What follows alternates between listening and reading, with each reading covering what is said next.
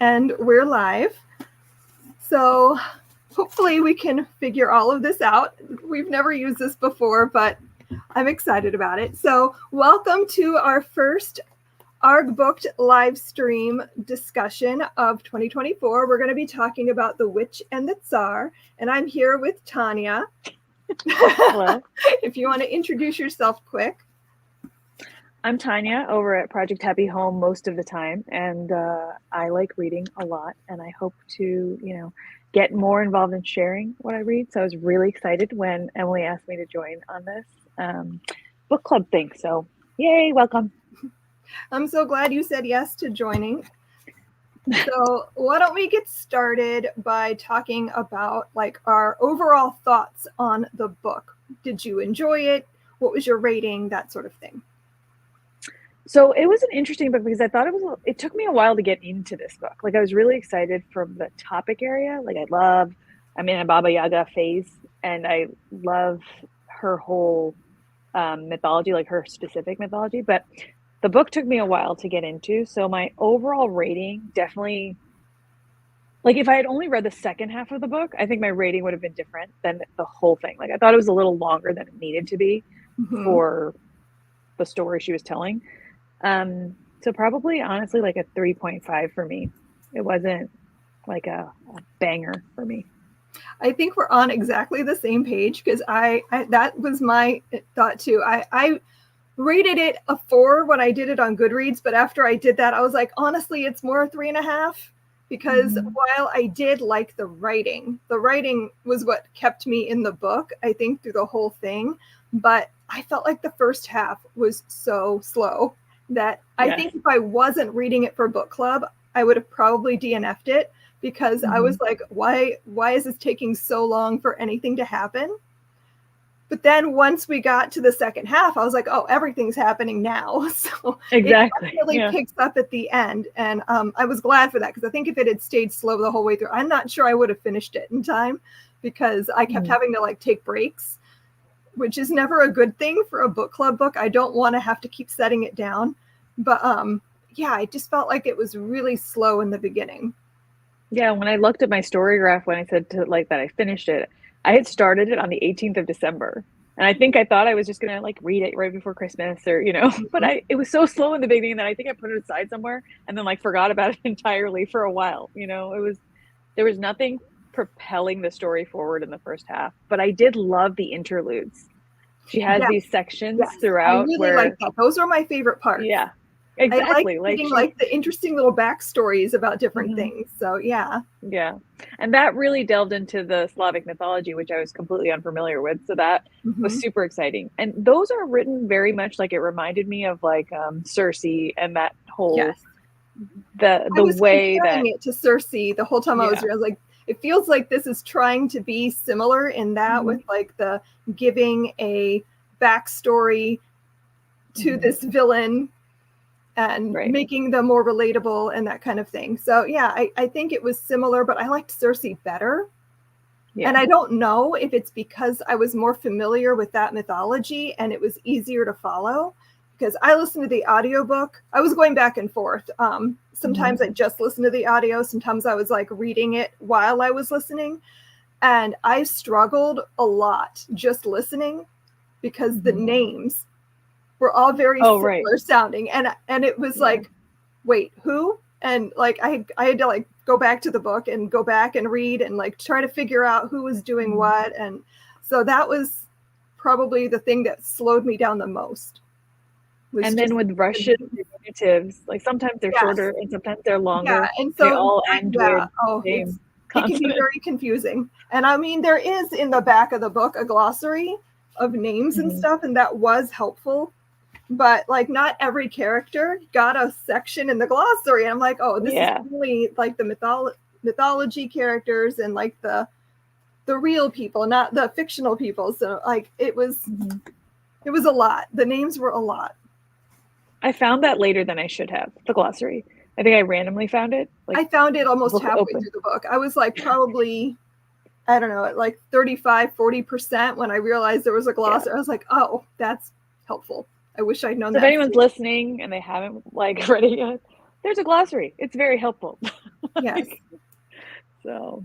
And I specifically wanted to listen to the audio for this because I knew the names were going to be hard to pronounce, and I wanted to know what they're supposed to sound like, because I tend to give nicknames to characters if I'm not sure, and I like, for a book club, that's not helpful.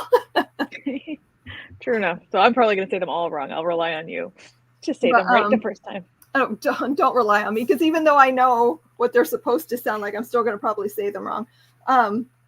But okay, so why don't we kind of segue now to characters, since we're talking about that. Was there any standout characters for you? I really liked Maria, right? Is that the diminutive of her name? The I think I know who you mean, yeah. The mythological yeah. lady who was alive but not alive. Immortal but not exactly. Yeah. Immortal made immortal. I just liked her character a lot. One of the things I had an issue with this book in general, I also liked her animal companions. I like the wolf a lot. No, I like Those the are owl. My favorites. Yeah, I like the animals. I'm like, oh, you can always get me with talking animals. Exactly. I liked both of them and how like annoyed and affectionate they were at all times. Like I was like, you're my people. But I thought that she could have done a better job, especially in a 400-page book, right? Of making me care about side characters more. And I didn't. And honestly, making me care about main characters too, because there was a lot to be desired there. Yeah. Yeah. Like there was something interesting about it because, like you said, I thought the writing was very strong. I thought, at no point was I like, oh, that was clunky. Like I thought she wrote really well. I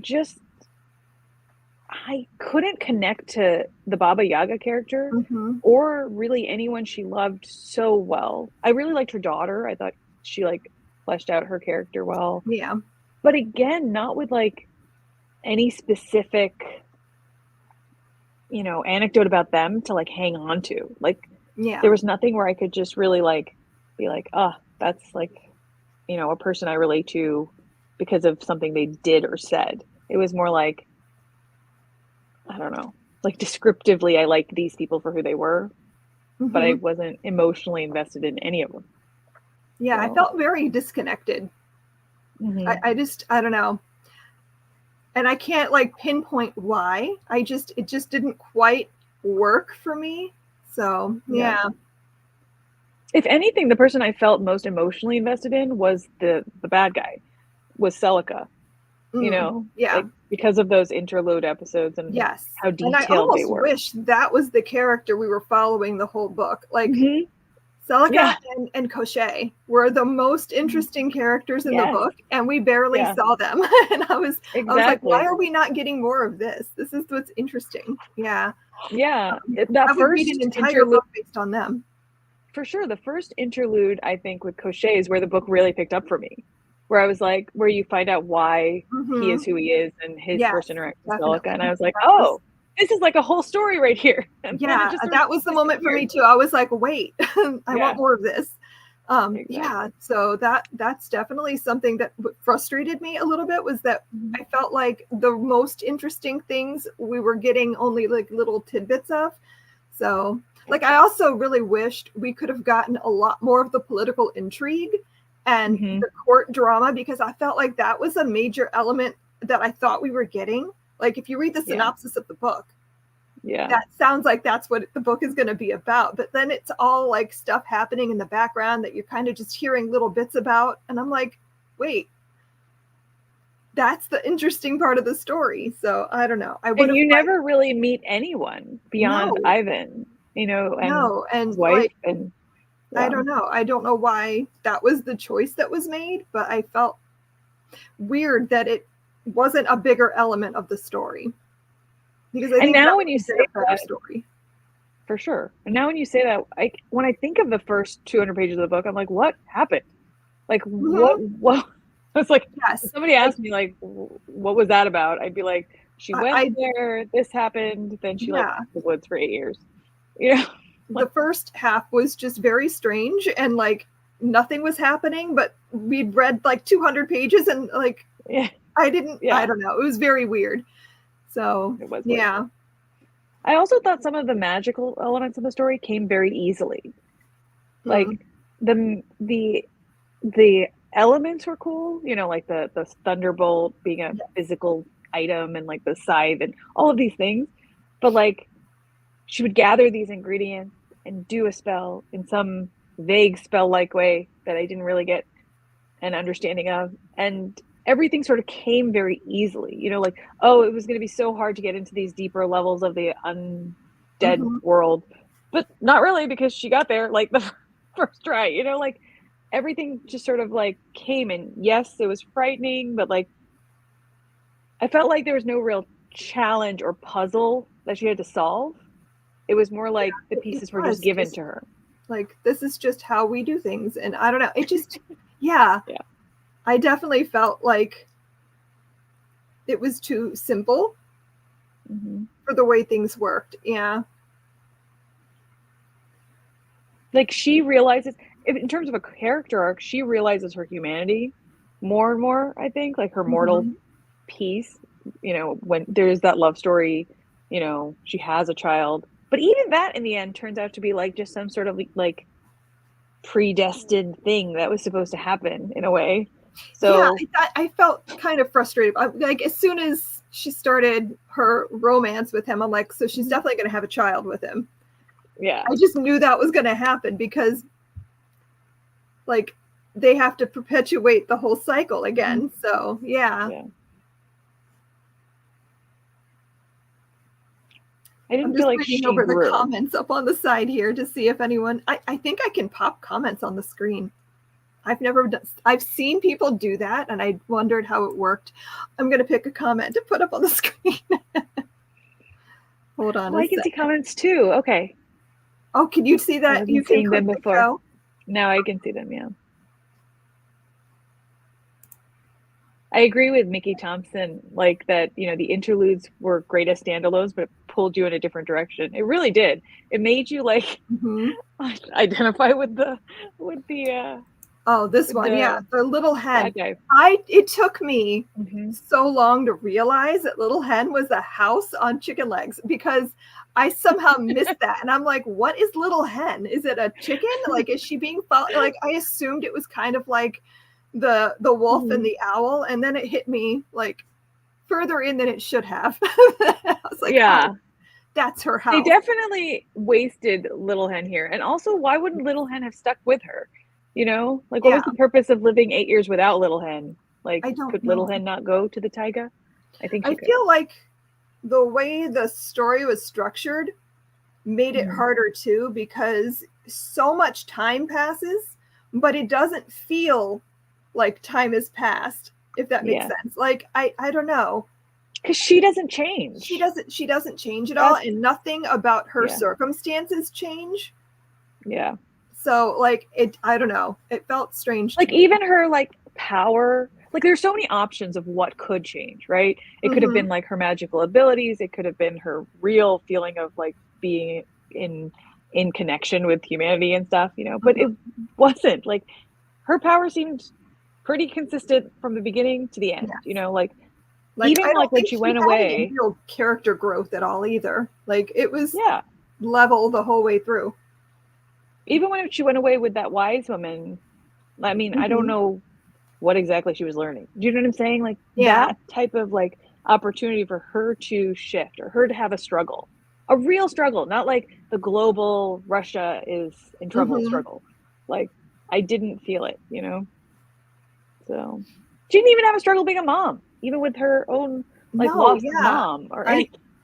It did feel like no growth whatsoever, no struggles, like she just existed. And I think they tried to set up a struggle with her losing the silly at that, like, but that was so short. Like it didn't really feel like enough time had passed for that to really even be a struggle. I don't know. It just, I wanted more. She didn't have to spend time with him and struggle, right? It's so much harder if that person who's lost you is in front of you and not relating to the same. She was just like, well, peace out. Had more of the relationship with her and Koshé, because that's talked about at the beginning, and I was like, oh, we're getting set up for this like drama between them, and then like they never see each other again. It's like exactly until the very end when the it's very good end, again. yeah, Because and he I has don't all know. that regret. Yeah. Like I would have loved that relationship more than I think what we got with her and Vasily, which just felt, I don't know, kind Convenient. of boring.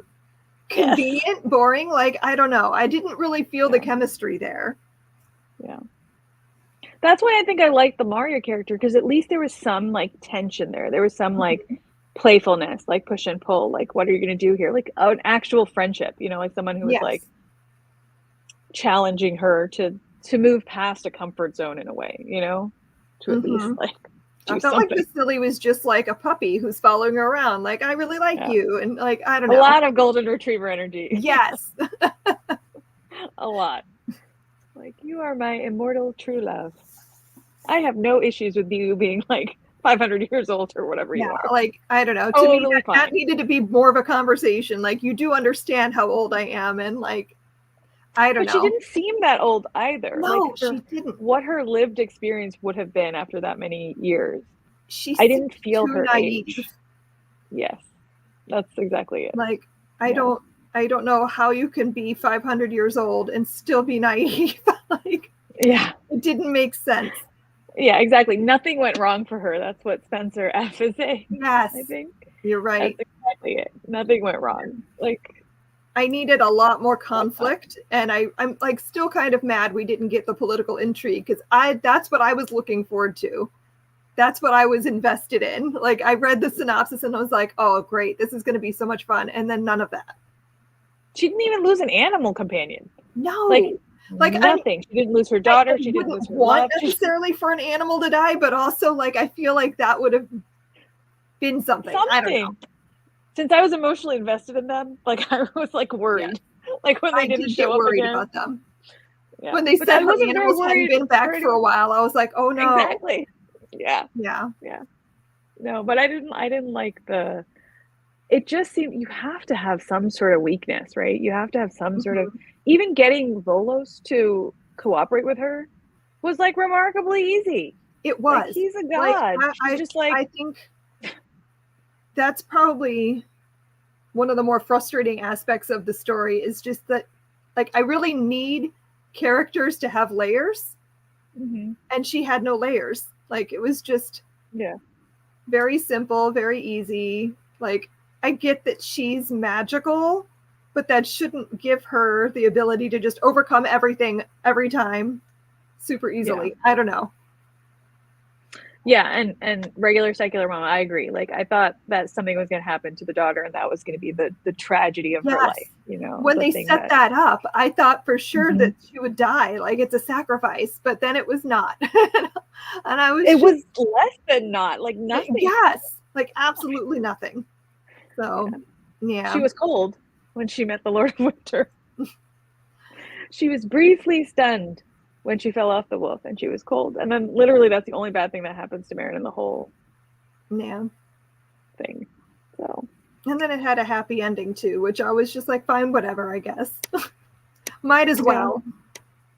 Yeah, I have nothing against happy endings. It's fine. I don't either. Has to be something in the middle. But like, it just, I don't know. I needed a little more from the story, I think. It was extraordinarily long for someone to not struggle or grow. Like, it was a little too long. I'm surprised that it didn't get edited more, just to tighten it up a little, because it did feel like really long. Like, I don't mind a long book as long as it can hold my interest the whole way through and like keep things interesting. And I just felt like this didn't do that. This did not. It did not live up to the cover, which is awesome. It is a beautiful book cover. Actually, I think the paperback is even prettier. I saw it. I saw someone had the paperback, and I was like, "Oh, I want that one." Yeah, that was very but cool. I didn't like it enough to buy both, so I'll just have to live with this. I could not justify that. See, this is a character arc, everybody. This is restraint. No, I agree. I will say though, the pace definitely picks up at the end. Like, Yes. The And I last was 100 thankful for that. pages I thought were paced well. Yeah. Because I think the first half took me, I don't even know, like 5 or 6 days to get through. And then once I hit the middle of the book, I finished it up in like 2 evenings. So yeah, much faster. Yeah. I felt like we kept getting set up for something tragic and a struggle, and then it was just meh. Yeah. Yes. And it would have been nice to have at least seen a conversation about I'm mortal and I will die. Yeah, something, anything, a moment of like reflection about how hard this might be, or fear about the daughter, or what that would be, or whether she would manifest any powers or not, or you know, like there's so much there they could have worked with, and none of that was even an issue. Like, I mean, I don't know. I've enjoyed like vampire human romance before, so like they always have those conversations, and there's always that like I'm going to grow old and die, and you're gonna look beautiful forever, and there's like always that kind of tension, and we didn't get any of that. He was just like, I don't care. I don't know. Yeah. I needed more from the romance. I don't know. Yeah, the romance was definitely there with Koschei, like that whole tension. I felt like that at the beginning. That set me up for there was going to be more things like that, and then no. Even the scene, like probably one of the best scene descriptions I liked was when they described him and her having their first like romantic encounter, and they like she lost the bet or whatever, and the winnings was like her. But like when little Ken like kicks him out of the house at the end and everything, I loved everything about that. That was like I thought was very alive. That was very good, and I wanted the rest of the book to carry on like that. And yeah, it did not. Yeah, it was a very slow read for me too. It was. Yeah, Normally agree. I don't take this think long. I could have made it through without the audiobook, honestly, because that was at least a way for me to like listen to it while I was doing other things to like get the story moving. Like if I had to read the whole thing with my eyes, I don't think I could have done it. This became my car book, so like it was all I had to do like during lessons and stuff for the kids. So that was like something. This was my chores book. I'm like, I'll just listen to it while I'm doing chores. It'll keep me in the story, and maybe things will get interesting. I did find some discussion questions if we want to touch on any of that. Let me just see if there's anything we haven't really talked about. Okay, so I saw comments on The Bear and the Nightingale, and I haven't read that one, so I want to because everyone said. I started that one a couple of years ago, and like my brain just could not take the story in, and I don't know why. I don't know if it was me in that moment or the book, and I've always meant to come back to it because I haven't really read hardly any like Russian mythology or Russian setting stories. Like the few that I can think of were more like Jewish history in Russia, not necessarily like other kinds of stories. So like I really want to try to come back to that because everyone tells me I will love the Bear and the Nightingale, and I'm like, I might, but I didn't. I don't know what happened. So I need to come back to it. I think part of the problem was that I was listening to it. Was I listening or reading? I don't remember if I had the audio or not. But it was in like December, and I was like, that's going to be my last book of the year, and my brain just was not. So it's a big book for the last book of the year. Yeah, so I definitely want to try to come back to that. Yeah. All right, so the first question I have here is, were you familiar with Baba Yaga before you read the book? And if you were, what did you think of the portrayal of her and the choices she made in the retelling of her tale? I was familiar with Baba Yaga because I fell into a weird Baba Yaga thing, but I was reading more about nonfiction about Baba Yaga, which there isn't very much, but I read there's one scholarly book on Baba Yaga you could get on Amazon, and it's very scholarly and very dry and terrible to read, but still kind of fun if you're like in it, like you're like really curious. And one thing I didn't like, so it does delve into all the different fairy tale tellings of her and like all the times she's mentioned in like Russian folklore. It's very complete, like a college thesis, and written just as poorly. But I didn't like how this book makes her very unambiguous. Like her whole point, like the whole thing about Baba Yaga is that she is without counterpart, right? In like Greek and Roman mythology, like she really does exist as a weird, like sometimes helpful, sometimes very violent character in their fairy tales and their folklore, and often without rhyme or reason. So she's often like plucked into a story as like the antagonist, to like a prince, or to like the, you know, maiden who's on her way to some sort of quest. She's like into the story, but she's not the main, you know, point of it. And then other times she's like helpful. She's like that helpful old lady in the woods who's like, you seem nice. You've made the right moral choice. I will gift you with this magical thing you need to do your next part of your quest, right? I didn't find any of that here. Like, she didn't get into Baba Yaga's folklore other than to say that, you know, with the onset of Christianity, they've made her into this evil witch figure. Yeah. But I think that's so uninteresting. Like, I think that was a cop-out. Yeah. That was a way to not have to do the research and not have to do anything with all of that stuff, because I haven't done as much research on Baba Yaga as you, but I have read a few different stories where she appears. Like, I think it's called The House with Chicken Legs. It's a middle grade. And I read Thistlefoot last year. And I've also read that Courage to Dream that Neil Shusterman wrote about the Holocaust. He has a story in that book about like a bunch of different mythological beings coming into the woods to help the resistance. And Baba Yaga was one of them. And like the way she comes upon them and she's like, I think what you're doing is morally just, so I will offer you my assistance. And like, so like and she's clearly like this violent being that could go either way. And so I wanted more of that in this book, because that's interesting. And I think what we ended up getting was a very kind of bland because I don't think it felt like this needed to have anything to do with Baba Yaga. This could have literally been anyone. You could have made somebody up. I don't even know. Like, it didn't feel any witch in the woods, any like outcast witch in the woods. Like, it wasn't her. So, I don't know. It didn't feel like a Baba Yaga retelling. So I don't know how that came about, if that was the original intent, or if they were like, what if you made this Baba Yaga story? Because that might sell more. So I don't know. But it didn't feel like anything I expected it to be. She didn't have to overcome it with anybody either in like reality. Like, even when she went to the court the first time.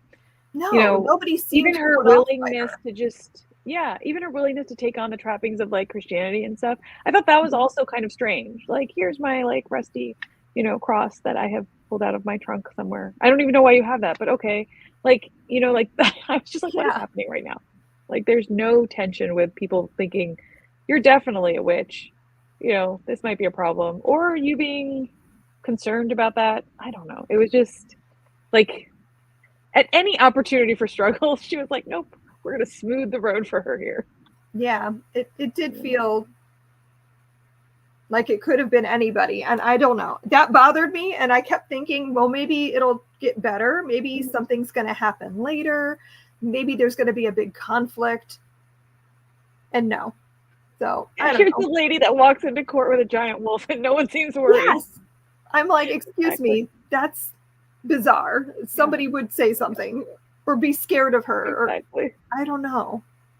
And she wasn't frightening. That was another problem. Because whether Baba Yaga is good or bad in the stories, she's always frightening. Yes. And yes, maybe her appearance could have been exaggerated, all of those things. But honestly, I mean, I think it weakens like the magic of her to take away the frightening aspect. There should be something about her, even when enraged, or something that is awe-inspiring. I'm like, you could still have her be beautiful. Like, I'm going to go back to vampires again. Like, a vampire is an attractive being, and you are compelled to be closer to them. You want to be near them, but also they're terrifying, and you know that they could kill you very easily. So, like, I expected at least that. Yeah. That would have been something. But alas. No. We got a nice lady. Like, who can summon the dead. Like the goddess of the dead. But, yeah, I think I'm looking over the questions, and I think we've already kind of a millennial headed to brunch. That's hilarious. She did give a lot of millennial vibes, though. She did. Yes. I'm not gonna lie. I did see some reviews that said that like she felt too modern. Yeah. To be in that time, and I'm like, yeah, I can see that. I can definitely see that. Yeah. I did read the author's note, but now I don't remember what it was. I did read it though. What did the author's note say? I know she talked about why she wanted to write this story. Well, she's personally very connected, right? I mean, her background is Russian. Yeah. I agree with this other comment too from Deidre. Her internal dialogue told us how people should perceive her, but her interactions with real people in the book didn't meet that same narrative. And I thought that was pretty consistent. Yeah. Yeah. I did think so much telling. Something that I found interesting, and it has like absolutely nothing to do overall with most of the story, but the mention of the world tree like caught me by surprise because I'm like, wait, is that Norse?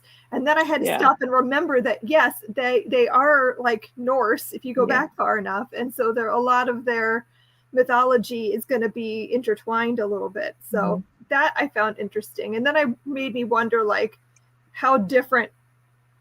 Like at what point did they start changing up their mythology to sound more Russian and Slavic as opposed to Norse?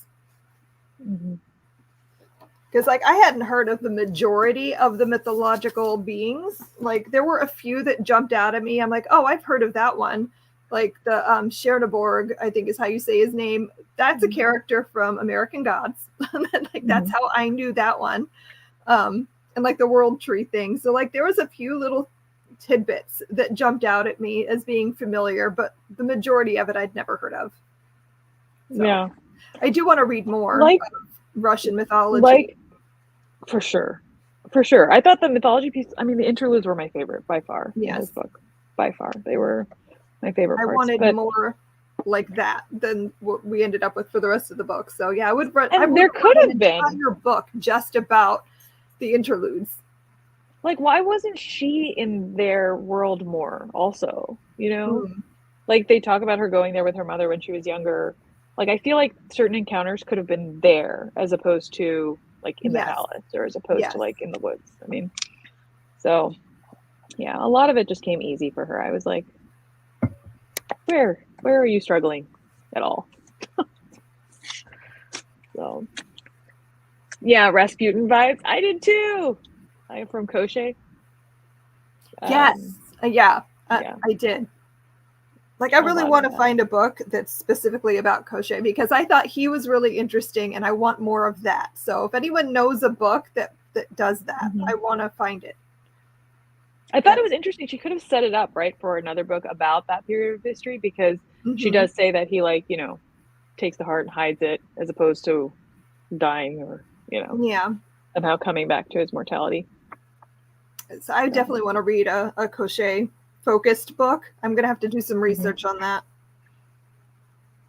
Or even, you know, I think she'd do a great job retelling the myths. Because like I said, like in the interludes, I thought she did a great job, like exploring the motivations of those characters.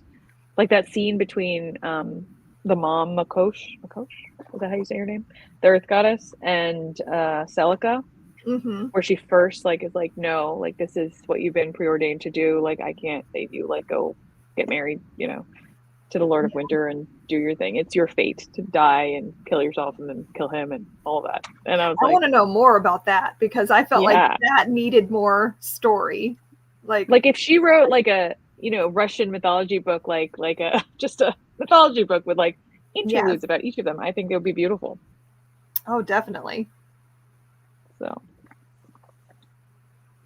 Miss Gilmore, if you're listening, I don't mean to say all these bad things about your book. I think you're a beautiful writer. Just not a good plotter. I don't know. Not a good I've been trying to figure out what specifically about this book didn't work. And I think there's not enough plot. You're right. It's just very meandering for most of it until the end. Yeah. Yeah. And there's no character arc. I'm like, how did no one ask her about this? Yeah. Like, no one was like, so what is her struggle? How does she overcome her Mhm. challenge? Like, what is her challenge to begin with? There is none. Like, there's No. a battle to be won, but that is not a I battle to didn't be feel won like does that not a battle character needed arc to be make. the main arc of the story either. Like, Yeah. it didn't, I don't know. She also doesn't worry about the fact that it's her sister. Like, hardly ever. She's like, oh, well. And she didn't even know she had a sister. And then when she finds out, she's like, Yeah. oh, okay. And I'm like, that should have been a conversation. Like, I don't know. She briefly pauses in the moment. Like, can I really kill my sister? I'm like, you didn't think about this before? Like, on all the planning? Yeah. It wasn't, I don't know. Yeah, there were entire battle scenes that could have been written with tension. 100%. Yes. 100%. Even, like, just between the mortals. You know, like, between Ivan the Terrible's, like, how do you say that? I'm going to say that word wrong.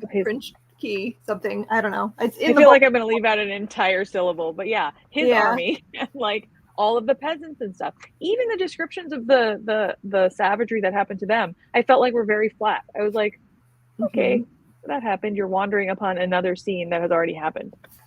So. Yeah, we seem to have come upon things after the fact a lot. And I'm like, I would have liked to have seen that. That would have been cool.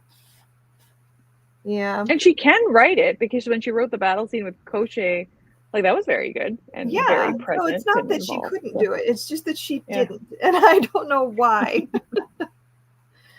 Yeah, I don't know why either. And I also thought, okay, so this is a minor petty thing, but I thought that the exact dates were kind of weird, where it was like, sometimes it'd be summer 1560, and sometimes it'd be like July 17th. Yes. And I was like, okay. And then I expected, like, is this like an actual historical moment? And then not really. It wouldn't be. I don't know. Maybe. It was a weird choice. Yeah, that's a weird choice. I was like, what is happening? And then I would go back and be like, do I have to know exactly what the passage of time was? No, I don't. I don't at all. I don't understand, like, how that much time passes and it doesn't feel like more than a week has passed in, like, the whole story. It just felt very meandering and weird. Everybody is getting older, but I also didn't feel their age either. No. Like, I didn't feel, she could have even talked about the struggle of a baby. Like, truly, like, just like the struggle of, like, breastfeeding or whatever, like something. Yes. Anything. Like, motherhood is a big struggle for everybody except for her, apparently. But yeah. You're with this little traveling war band, but apparently it was totally fine with your infant. With your magical part immortal infant. No problems. So, in perpetual winter. I did like the atmosphere. Yeah. This was a good wintry read. So I liked that. I liked the winter overtaking Russia, because honestly, if you think about Russia, you probably imagine it being eternal winter there anyway. So that worked for me. Yeah. If you were in the right setting for reading this book too, because you had all that snow. We did get some snow, so it did feel right. Yeah.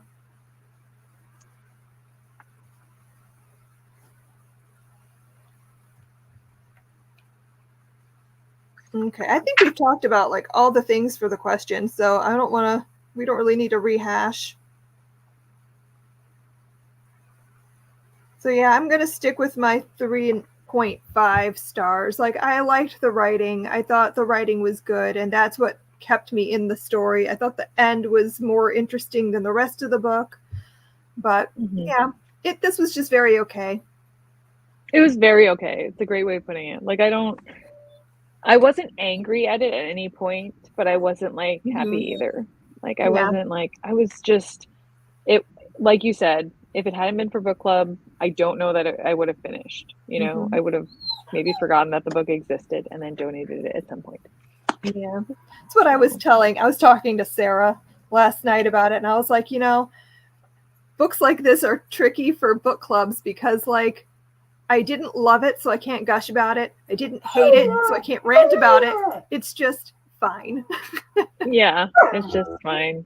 I had a series of books like that I chose for my personal book club here, and it always feels bad to pick a book like this too, because then like you Yes. dragged a whole bunch of people into find with you, which is like, I mean, at least it wasn't bad. Like I feel Yeah. bad if like I pick a book that ends up being terrible. Like I think I've only picked one book for book club that ended up being awful. what And was it? Oh, what was it called? Jawbone, I think was Oh, it's a horror book, and it sounded really cool, and it had good reviews, and it was not good. And I could not get myself to read it. It was like no paragraph breaks at all, no chapters, just like really dense text. Mhm. And it was very random. And Yeah. I didn't finish it. I was like, I can't do it. Can't get there. Yeah. So I felt really guilty about that. I'm like, I am so sorry that I made anybody pick this up. But yeah. Someone's saying, I don't think I would read another Baba Yaga book after this one. I'm like super excited to read another Baba Yaga book after this one because I need like a book to redeem. Yes. I need to see the Baba Yaga I want to see. I want to find like a horror Baba Yaga because I feel like that would be a really good way to go about it. So yeah, for sure. For sure. Oh, someone should write that. See? Yeah, if they have Jawbone. Yeah. 10 pages. I did get more than 10. I think I got like 3/4 of the way before I just like could not make my eyes go back to that book. And there was no audiobook, so I was just stuck. It was bad. I'm sorry. Yeah. So I will not put that on my TBR ever. No, you do not want to read it. It was a weird book too. Like, I don't know. Like I like sometimes there's like horror. There's a perverse pleasure sometimes though in like hating a book that a whole bunch of people loved. Mm-hmm. You know? Like and you're just like, I don't know who's paying everyone to say this, but I usually feel bad if it's a book that everybody loves and I didn't like it, then I'm like, oh, I'm so sorry. Yeah, you had mentioned that you really liked Thistlefoot too. Thistlefoot was amazing. So yeah, highly recommend. That's a much better Baba Yaga book. Yeah. Other than this one, I'm trying to finish the nonfiction book on her so that I can be like, all scholarly in my enjoyment of the others. So. But okay, so does anyone have any other thoughts they want to add, or are we about done with our discussion of The Witch and the Tsar? I think I'm ready to. I think everyone had the same experience. Yeah. We loved her animal friends and Little Hen, but the rest was just okay. Yeah, I think that's a great one-line summary. Yeah. Little Hen is such a cute way to talk about your house with chicken legs. I don't know. So Atomic Anna is our February book. I'm hoping this is a lot more exciting. It has to be. Like this is setting up like such an interesting concept that I want it to be amazing. So this is got time travel. It's got the Chernobyl disaster. It's still Russia. I didn't even realize I did that. It hit me the other day. I was like, I just did 2 Russia books back to back. I didn't do it intentionally. I just really wanted to read this. And I was like, this will be the February book. But I'll definitely make sure we don't read too much Russian fiction. I don't know why I did that, but I will pick different things later. It's wintry again, so it does feel like February.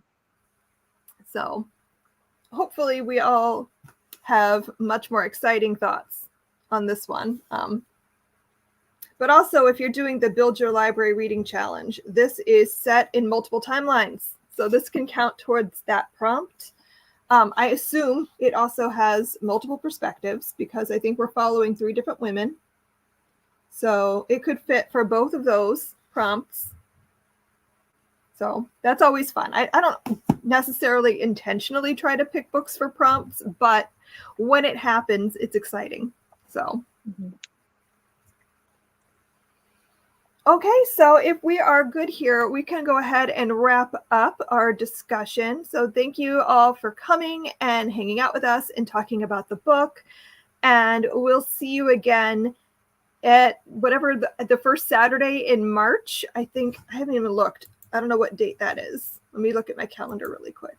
Oh, it's like the 2nd. So, yep. So we'll see you on the 2nd of March to talk about Atomic Anna. I'm going to add the discussion for that to the Discord later today. So if anyone wants to jump in early and start reading, I'm probably not going to pick it up until like the end of the month because I need the book club book fresh in my mind. So I'll be reading it later, but if anyone wants to start early, I'll have that in the chat. So thanks for coming, and we'll see you next time. Happy reading. Bye. Happy reading.